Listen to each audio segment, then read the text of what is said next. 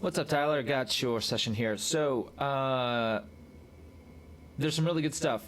You have all your drums bus to 3 and 4, which then is coming over here to the parallel compressor, which is great. So you've got the same compressors on here, one with all the buttons in, so that's for your heavy one, and then 4 to 1 a little lighter. So that's really good. The delay was really cool. You've got a lot of automation going on, maybe a bit too much, but that's all right. I think that's good. Look at that. Crazy. And you're just copy and pasting, which is fine, and I like the idea that you're trying some stuff out and seeing what works and what doesn't work. So I think that's really, really great to explore with. Well, a couple things that I want to talk about. One, this guy on the master. Let's not do that. As much as it sounds cool on my voice, on the music, it's really pumping your mix. You could set this up as a peak limiter on your mix, but even this is a little temperamental for that. It's got a little too much character, a little too much color going on. So I can't turn it off now because I think your mix will go to I don't know if I even clicked it off to see what happens to your mix, but because it's doing some pretty active stuff. The meter is kind of pegged here in the -7 range, so it's doing a lot. So I can't. But let's keep that off. I'm going to talk about a couple things we can do, but that's not the right unit to use. On the guitars, you had a lot of low pass filters. So I don't know that this is really doing anything because there's not that much frequency up here in the guitars to begin with. I mean, you're coming kind of low, and that's not where the problem is. The problem is unneeded, unwanted low end. The problem is headroom in the low frequencies. So this is kind of cool, but I don't know that this is doing a whole lot. And I think you've got, let's see here, you got.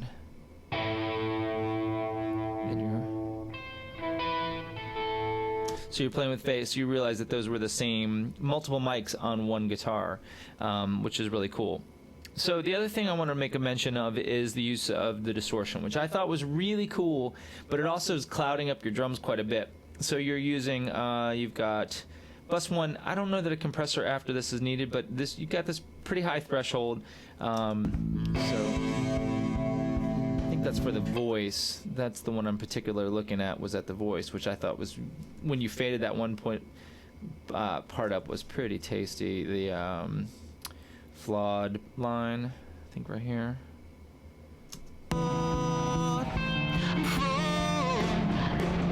Okay, so let's this, because this is indicative of what also is happening with the drums. So let's listen to this part again.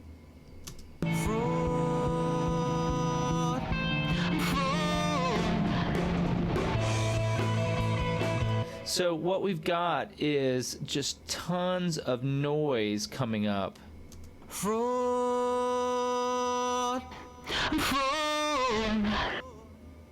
Not on that. Must be the drums then. Where is that happening? You hear all that noise? It's this drum distortion. So let's just zero in on the kick.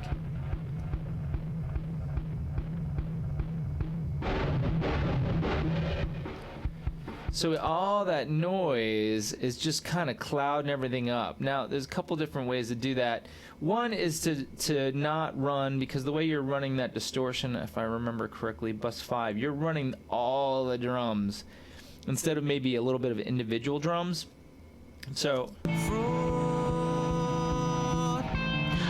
just tons of noise, and it could be used as a special effect. In this case, it just sounds like there's an open channel and we're getting sucked in or something, so it's a weird. So if we just listen to these tom tracks, for instance, look, there's nothing even going on the tom tracks, just bleed. Now that part sounds amazing, so there's a way to maybe use that as far as like that, make that explosion all distorted, and that sounds rad. But then when the track's just playing, you can see you just have this constant chatter that really clouds up your drums in the mix. Let me get everything off. It helps. There we go.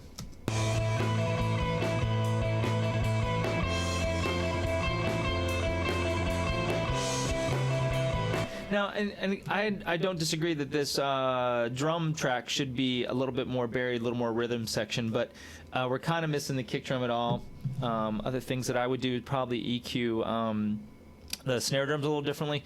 Let's talk about order here, and this will be the last thing. We've got the compressor, then the high-pass filter, then the gate, and this is the correct order. So let's get rid of unwanted needed low end, because that might accidentally trigger the gate as well. Then we've got a gate, so let's make sure we are accurately getting rid of what we don't want before we squunch that and make it harder to hear. I don't know if I just made that word up. Make it harder for the gate to determine what sound we're trying to get rid of. So we want a big dynamic range so that we can make a difference between kicks and snares and all the different sounds. So we've got that. You can see we just missed that hit. The gate didn't get that hit, so we got to bring this down a little bit more.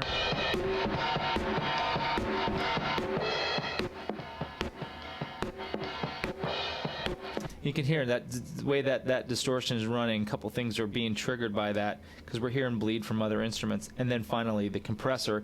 Then to take whatever the high-pass filter hasn't removed, whatever the gate hasn't removed, and then compress that dynamic range. So that would be the right order for that. So I hope that all helps. There's some really good stuff going on here. I think the delays on the voice were really tasty, and that some of the use of this distortion was really good.